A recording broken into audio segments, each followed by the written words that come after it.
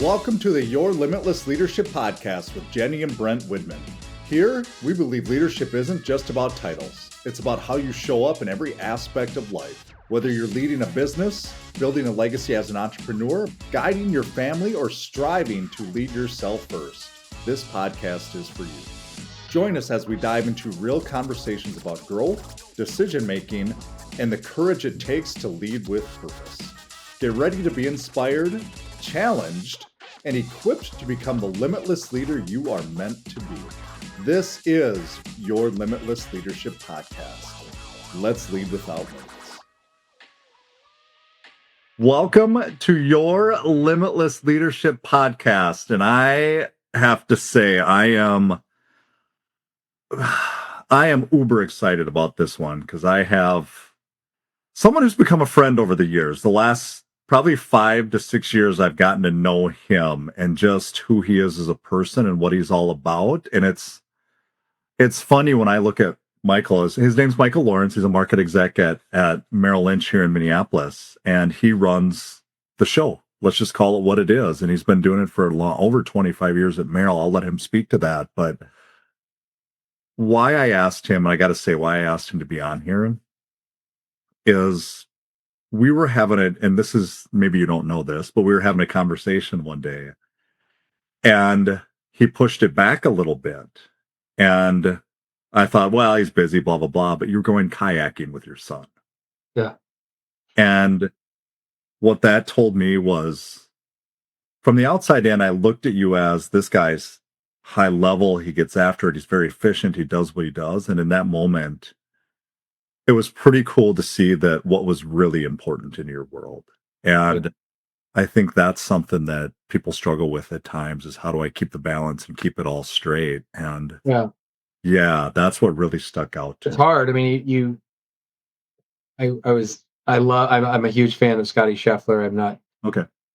saying anything negative, but he said, if golf makes me starts to affect how good a father I am, I'm quitting tomorrow. Ironically, at the time I had two young, this was last week, I had two young struggling professional golfers staying at my house because they're trying to qualify for the 3M Open that was this week. Okay.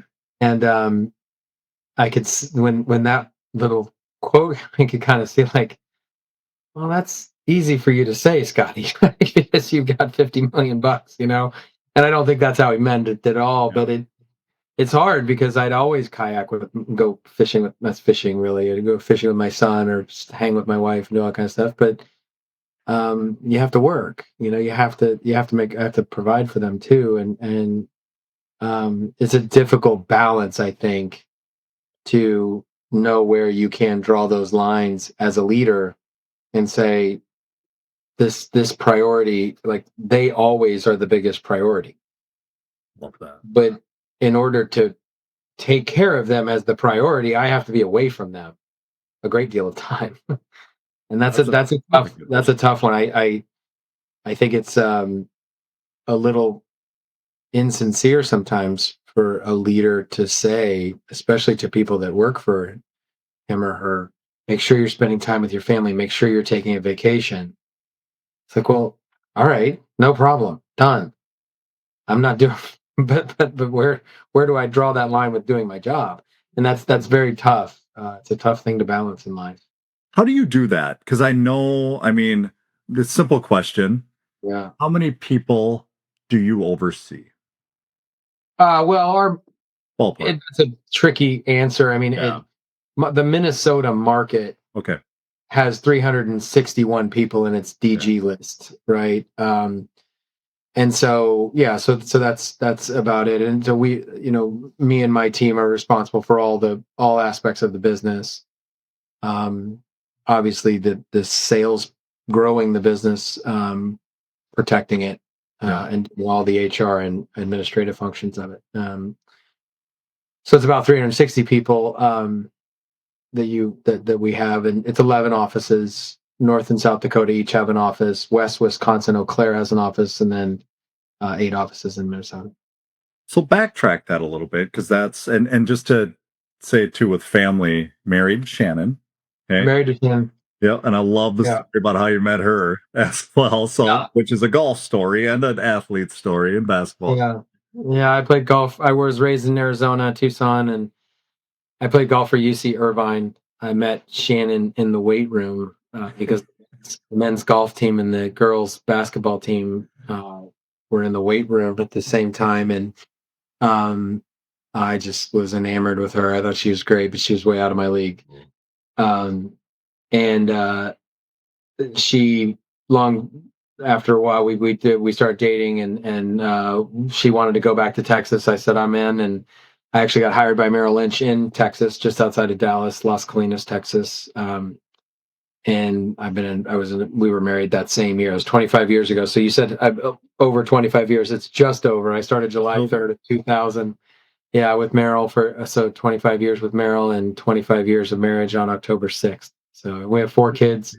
Yeah, it's great. So kids' She's names? awesome. How old are they? I've got two. We have two older ones, 23 and 22. Kaysen and Kinsley. Kaysen's the basketball player. He followed his mom's footsteps. He's 5'10", or maybe 5'11", but is a D2 basketball player and fantastic. He's got his all. He got that obviously from his mother, and then we took a 6.5 year break, and we have two more. We have a 15-year-old boy, Carter. Loves fishing, loves basketballs, a great young man, and then a 12-year-old little girl, Katie, as well. So, and my older daughter is works at Mall of America for a big fashion. Really? Yeah, she's awesome. She graduated from the University of Minnesota. So, How do you I'm gonna go back to that because you talked about balance and all these things that go, yeah.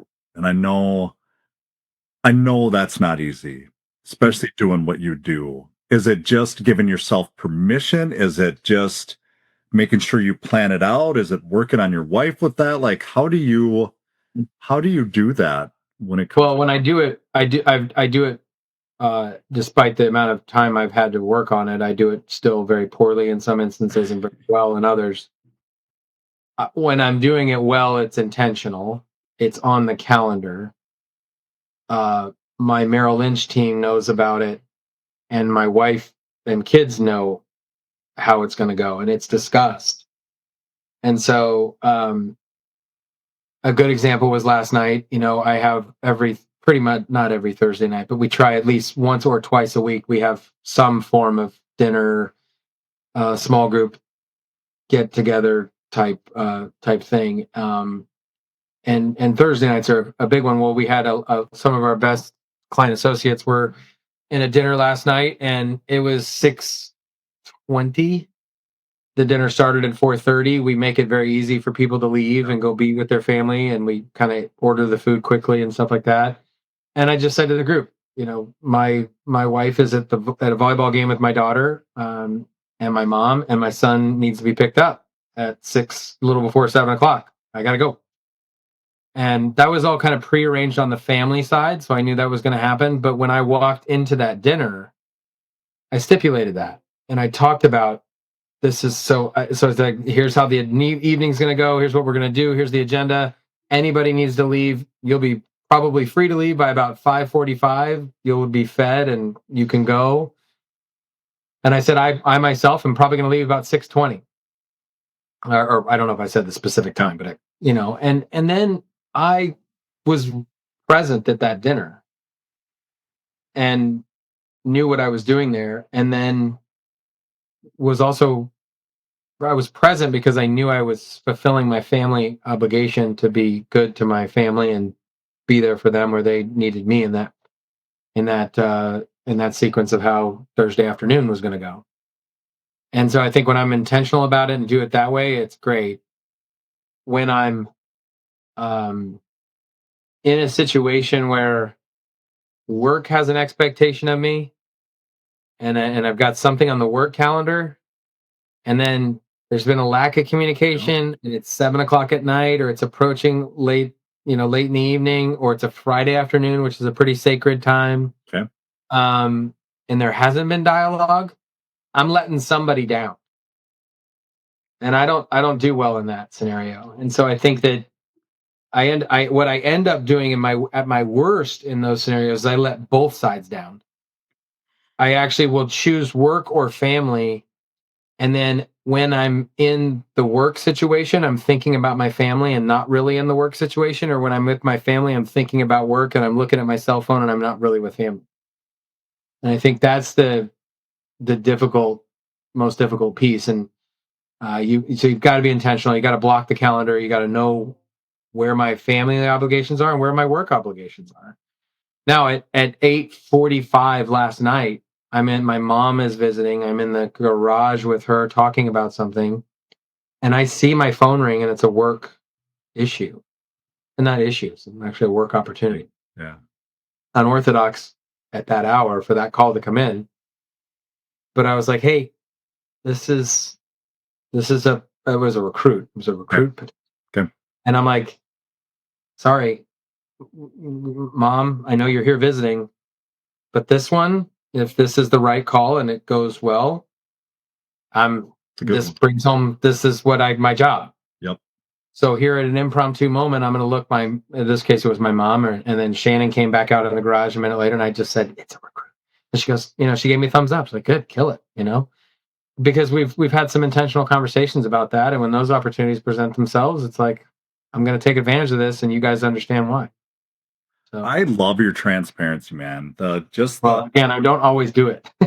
Yeah, but you're talking about setting expectations and actually communicating before it happens. Yeah, it's key. It's really key. It's only taken me a quarter century to figure it out. It just solves. I mean, if you really look at it, I get asked a lot, what could solve issues and problems, and it's expectations. Because a lot of times we put exactly what you're saying. Other people's expectations of us or our expectations of somebody else is kind of what gets us frustrated at times. And even right. Yeah. And it's mostly the former. Yeah. It's mostly that we put this unrealistic expectation on ourselves. If you're a good leader, a good and caring, intentional person, it's more than likely you're holding yourself to a standard that you don't hold anybody else to. And that's a very tough something that we all probably would do well to not do or do less of. Where does that come from, you think? Like when you're where you are, and obviously people listen to this, leaders in the same realm, we hold ourselves to that type of standard. Yeah. Where does that come from for you? Is there something that happened over time, or is it just playing off other people, or is it you? I think it's the standard that worked to get somebody there. So you get to this place if you had some success, whatever level of success you are at. I don't care if you're 25 years old and you just got a first kind of minor promotion, or you're 55 years old and you're running the company or whatever. At some point, you've used a tactic or a survival mechanism or a strategy in your calendar or your work ethic that's been helpful and has worked, and it's gotten you to that place. And it wasn't detrimental on the way there. And then when you're there, you're employing that same tactic. You're dancing with the one that brung you, so to speak. But at that new level of responsibility and at that new chapter in your family life, it's no longer serving you. And you're holding yourself to an old standard that probably needs to evolve. And I'm certainly guilty of that. And I think it's something that we do a lot.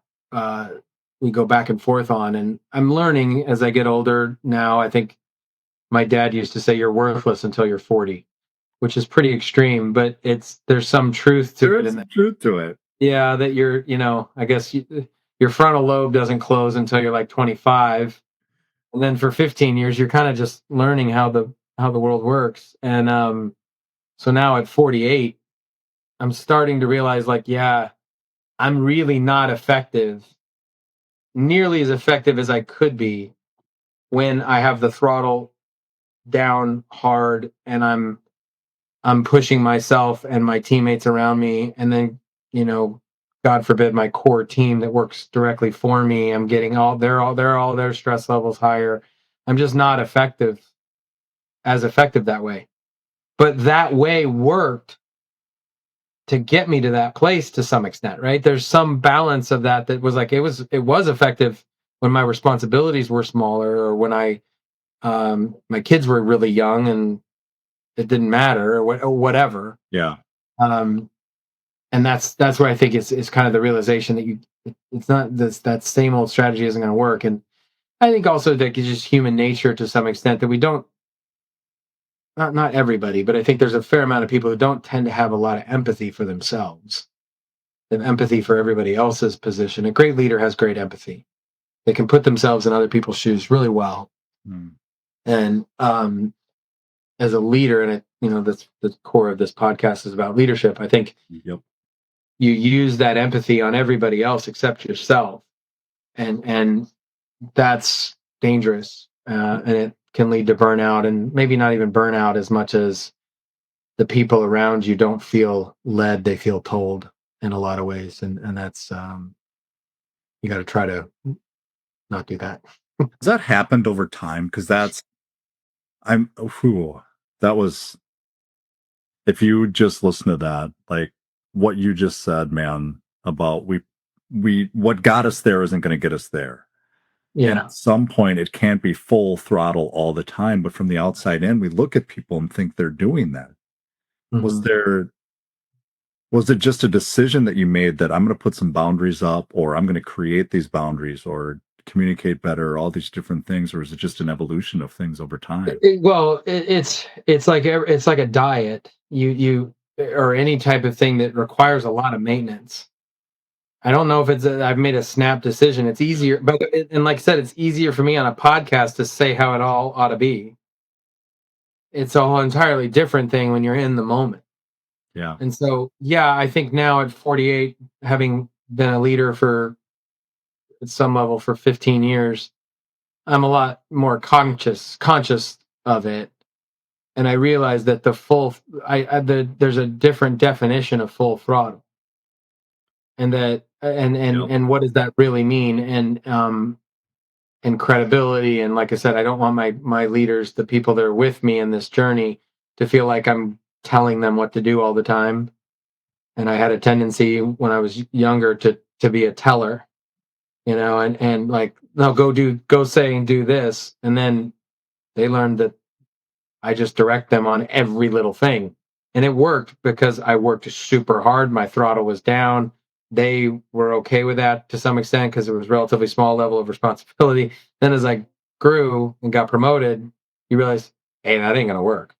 One, people don't actually like to be told what to do. They want to be enabled, they want to be coached, they want to be empowered, and they want to know the truth about whether or not they're being effective. Boy, it's just not viable. It's just not a viable strategy once the responsibility gets bigger. And so it's been more of not an epiphany. It's been more of in order to actually do this, you got to figure out what does full throttle mean, and how do I have empathy for myself, and not tell my people what to do, but enable them and empower them and coach them and watch them crush it and give them the credit and take the heat. And that those are all things that you just you figure out because you don't have a choice otherwise, because the other ways stop working. That's, I got asked a long time ago. By the way, I just listed out, sorry, the work things that happen. Yeah. There's also the family things that happen, alienated kids, divorce, losing the control of you're not there for them, you're not doing all the whatever the case may be for how your family is set up. Yep. There's all that same list exists over there that that we have to avoid or have to work on. Sorry, I didn't mean. No, I was going to say, I got asked long ago, like, what's going to hold me back from being successful? And you just hit it without hitting it. It's ego. Yeah. Yeah. And everything you just said can kind of fit into that, where we do these things to get to this point, and then we get to this point and we can't do that anymore. We have to change the way we lead people because they don't want to be. Our ego says, tell them what to do because I did it and I'm good at it. That's right. Yeah, man. Like that's, That and remember that I can say something and my way, Yep. look at the situation my way, and know that it'll work and it'll solve the problem, and it very well might. But if I try to tell somebody how to do it the way that I did it, it's completely the wrong way. Doesn't work for them to do it that way. It'll work probably more effectively for them to do it their way. My job as a leader so often is to enable them to figure out their way, and then say and coach them and give them confidence, and then tell them the truth about how it really did go, good or bad, and help them solve it their way, not my way. My way is great for me, but it isn't great for you necessarily. Yep. This it's very much true with people issues. With people, people issues. There very well might be a way to build the widget if you're a manufacturing company or what have you, right? And they go like, no, we have to put the hole there, because if you don't, it's going to break. It like that's not left for just kind of the way it is. Yeah. Yeah, but as a leader, so often you're, no matter what company or team or whatever you're leading, you got people issues, and then you've got people issues that are 2 and 3 layers below or to the side of where you are, that you need to solve. And that's where I think having that big ego that says, here's my way of solving this, can be really it can really hurt you, and put you in a position where you might even solve the issue, but the collateral damage gets really bad. It's almost that adage of seek to understand as well. Like, we don't know where they're coming from. We don't know the whole story or what happened. All these, and if we just tell them what they should do, that's our thing, not their thing. Yeah. What do you? And for them, it's the easy way out. So just listen. Say, okay, fine, I'll go do that. The boss told me to do it this way. Is there, and maybe putting you on the spot here a little bit, but anything that drives you kind of batty when you look at people around, or it's things that you just want to do, or you see more for people, or you want them to accomplish? Is there anything that you just wish that the people around you could do more of, better, or see themselves how great they really are in what they do? I guess the biggest, what drives me batty is unforced errors that are clearly just lack of attention, lack of caring. Maybe the worst part, I guess the attitude that drives me the most batty is when somebody has the perspective that the people who created this policy, procedure, whatever it is, are just idiots. And they go, why do I have to do this? It would be so much easier if I didn't have to do it, or we just did it this way, or this is stupid. And their whole approach to life, or I don't know about life, but to that situation, is that, like you said earlier, ego, that they have, like, their perspective, like the world is just waiting for them to fix this scenario, and then everything will be wonderful. And there's 2 ways that I would like them to solve it. Number one is just have a little humility and say, they might have perspective from their position on this issue that I don't have. Spot on. And there might be a reason I have to go through all these steps, even though I may not be the problem. There's no way to solve the problem unless we do it this way. So I'm just going to go ahead and trust that for a minute. Doesn't mean I'm an idiot, or it doesn't mean it's okay to just do it. It's okay to be okay with it. Yep. Or take the perspective of, I really want to help make this better. I see a gap in our process, our procedure, whatever the situation is, and just be a positive voice that gives everybody else the benefit of the doubt that put us in this place, and work to solve the problem, rather than just throw up your hands and be a negative Nelly about it, and so that there's nothing that drives me more nuts than somebody that I know they're just not going to see the reason we do this, because they don't actually care what they really want. And again, I'm good at empathy, so I can put myself in somebody else's shoes, and it doesn't take me too long to see all you really want to do is whine and be a victim. because the victim mentality works really well for a lot of people. It's very functional. If nothing's your fault and the world is against you, you don't have to accomplish anything. What's the common denominator there too at this? Well, I know, but remember that's not how they think. They're the victim. Their common denominator is I'm always the victim. The world's always working against me.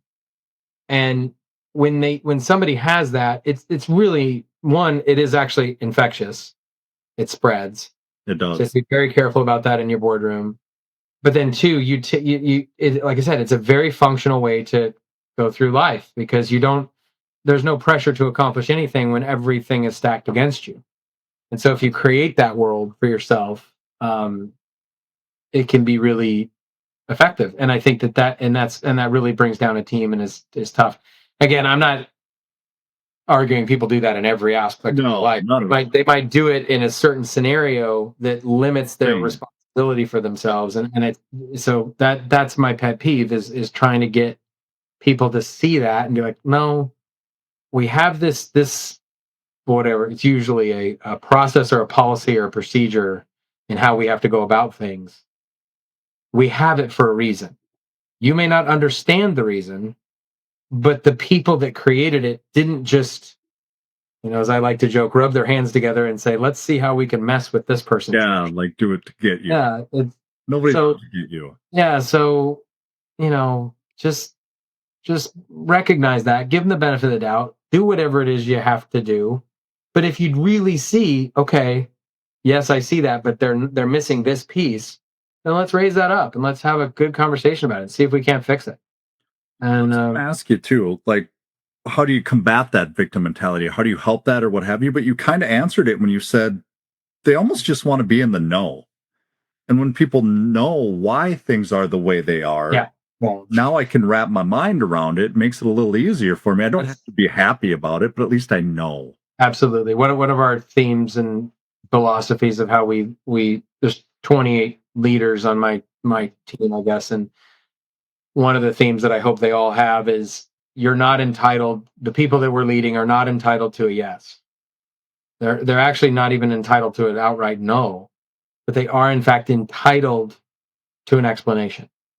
They're entitled to the why something exists. They're entitled to that perspective from the people above us or to the side of us or whatever that created this problem, policy, or scenario, and they're entitled to know where does this come from. I do think, like I said, that once you deliver that explanation that they're entitled to, you're right. You get cultural improvement. People get it. They're like, okay, I don't love it, but at least I know now. And then that is also where you find out who is really just wants to be the victim, because you can give somebody cold, hard facts they didn't have before about the scenario that are like unsurmountable, like that's why, very clean, and they still just, well, it's just stupid. It's just stupid, and I just can't do that. And it's like, well, now the common denominator is kicking in, and you need to recognize. Well, let's turn this back on a deeper conversation about what you're doing in this situation, because I just gave you a very logical explanation. Not that big a deal. Let's solve it, and you don't want to, because of that. I think that, like I said, it's a survival mechanism for some. And me included. Me included, by the way. We all do it. We all do it in some aspect of our lives. Absolutely. I mean, my wife's called me out on it before. Stop being a victim. It's like, yeah, you're right. You just kind of punched me in the face with that one, for sure. I mean, you just hit on culture too. And because we get asked so many times, we need a good culture. We got to create a good culture, all these different things. You just said, when you have a culture of transparency and you explain things to people, it goes a lot better. Yeah, for sure. You got to be careful even there too, because there's a lot of things you can't be transparent about. And at least in my world, I have personnel issues and stuff and things that sometimes I can't. Just is. I got that in my feedback recently we do this wonderful thing that gives us direct feedback, for anonymous but direct feedback. And it really helps. I mean, it's great. I can do it every 2 or 3 years, and when it's my turn, I love it, because I actually get feedback, real constructive criticism. And one I got was, I'd like it to be more transparent how, I'm paraphrasing, but essentially how resources are allocated. And there are times where I was like, I can't be transparent because I'm not. There's places I just can't give you the explanation because I'm going to violate privacy or something legal or something like that. But if they trust, to your point about culture, if they trust that, hey, my leaders care about me, want what's best for me and my people and my team, and in our case, my clients, and they're willing to tell me everything they possibly can about a situation without violating some rule or policy or what have you, um, the culture improves for sure. At least they know that you're on their side, you have empathy, and you're trying to help. But still, you're going to have people that don't want that truth. I'm sure you're familiar with Doc Rivers. Doc Rivers has this awesome quote of, good players want to be coached. Great players want to be like, I forget it, led or something like that. But the best of the best want to hear the truth. The best players want to know the truth about how whatever their situation is on the court or rink or field or in life. And when you create a culture where those people do hear the truth, yeah, you're probably gonna go a long ways in whatever group you're leading. What do you do? I mean, with the size of organization and what have you, it's not easy to 600 plus people and 28 leaders and all these different things. 300, yeah. 300. Okay. Culture wise, is Yeah. like you even said, what was it last night that you had a dinner and you made sure that they could leave with it? That's a culture thing. Yeah. That's whether we see it or not, that's the little things that we can do Yeah. that we don't have to keep them there. Are there other things that you do that's, I don't want to say outside of the norm because I don't want to like throw Yeah. No. yeah, you know what I'm saying. We have it starts, I think, with making sure as a leader that I extrapolate it as mission and vision. Mm. I say, here's my mission. Here's what our leadership team, those 28 people, what they're set out to accomplish for all of us, for all of our sakes. And then here's this quote vision of how we do it, of what we stand for, and what if we do this, if we get this vision right, the mission will be satisfied. Um, our I won't get into the details of our vision. I'll give you one aspect of our vision. There's some wealth management stuff that may not be relevant, but our mission is to get every teammate of the Minnesota market of Merrill Lynch to their personal and professional potential. Mm. And I think it's a really good mission because it is both macro, and I think we can make the distinction there that the collective potential is greater than is really good if we're all trying to achieve our individual potentials. Um, I am very clear about it. It's got to be personal and professional because I don't think you're great at whatever it is you do if you're not developing yourself as a human as well, whatever that might mean for you. And so it's personal and professional potential is our goal. And then we have two components of our overall vision that we think supports that. Number one, we call it lift up and support teammates. So we live the values of our company, Bank of America. We want to really be intentional about living those values, making sure the culture is great. And there are many things we do there, and I'll tell you about some of those. And then we also want to have the right attitude, an attitude of growth and improvement always. And that's sort of our catchphrase is growth and improvement always. And we think there's a little bit of humility in that. And we think our shareholders, our clients, and our families are going to really appreciate it if we're always trying to improve on their behalf and get better on their behalf and find more clients on their behalf. And I think that is really important. And then culturally, lift up and support teammates. One thing I hate it because it isn't, but it is inevitable. You're going to have teammates go through tough things Stuff. in their personal life. Yeah. And if you're there for them as a work family, I don't want it to mean that it's any disingenuous that we really love the people we work with, but that is, if you really want to love the people you work with and lift up and support them, then when the going gets tough, you got to ante up. You got to really be there. And that can't just be something you say. It has to be something you do when things are bad for someone. And so that's one thing it's very important to our company that we do an incredible job at this. And then I think it's very important to me for sure. And so, and to our team. And then, yeah, you do a lot of little stuff. You just like, it's not in here. I thought, but we'll do it. We do a cornhole tournament, and we do the dinners, like I said, and we have for our assistants, we have a boat cruise that we take on the Mississippi once a year, and it's a fun night after some training, and um, we have a lot of client events we get to take advantage of. We have just a great monthly newsletter that we want to celebrate successes. We have a very consistent monthly meeting that we have pictures of the babies that were born and significant anniversaries and things like that. We don't do birthdays because there's so many darn birthdays that you just can't keep around all those. But yeah, we try to make those ancillary things. We have an employee extravaganza day where we have the finale of our cornhole tournament, the semifinals and finals. We play 9 holes of golf if you want to. You can do bocce ball and a couple other games, and we have some fun. We have a Merrill Lynch band. We have an incredible group of music. It just so happens we have an incredible group of musicians in our market here, and they all agree, and they do an amazing job playing at our year-end celebration. Yeah, it's just great. So we do those things, and it doesn't mean, as I like to joke, everything's rose petals and unicorns all the time, but it does mean we're trying to get together at a human level and have fun and make a true work life balance available and a real work family environment. And what you said before, there's the tangible things, right? Bocce and cornhole and all the things, but there's the intangibles that you live it.